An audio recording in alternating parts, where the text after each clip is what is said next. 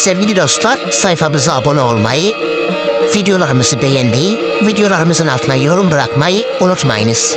İlginiz için şimdiden teşekkür ediyorum.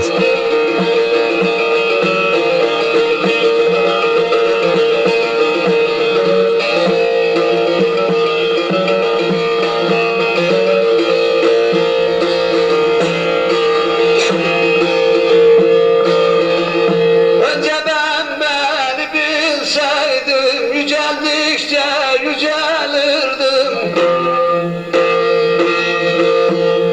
Ben aklı kamil olsaydım, inceldikçe incelirdim.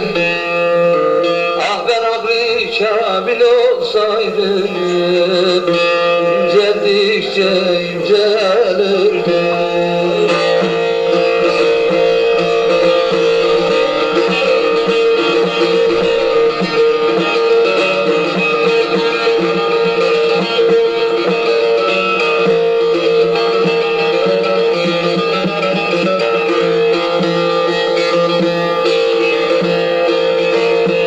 Aklım olsa ilim derdim, tahsile Çin'e giderdim.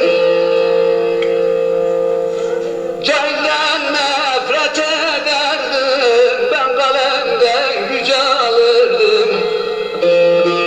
Kafirden nefret ederdim, ben kalemden güç alırdım.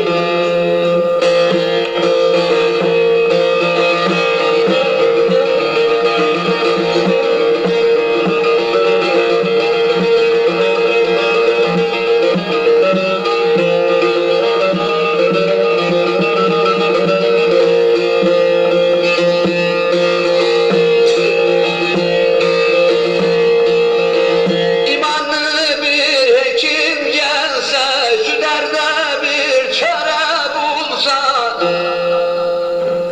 koyma akıl akıl olsa, komşulardan borç alırdım. Koyma akıl akıl olsa, el alemden borç alırdım.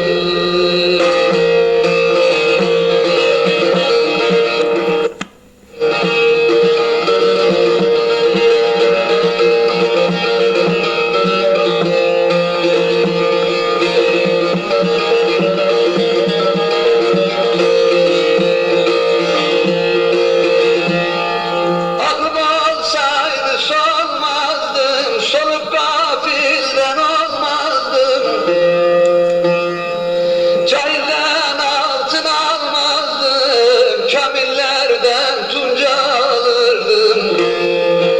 Ah, cahilden altın almazdım, kamillerden tunca alırdım.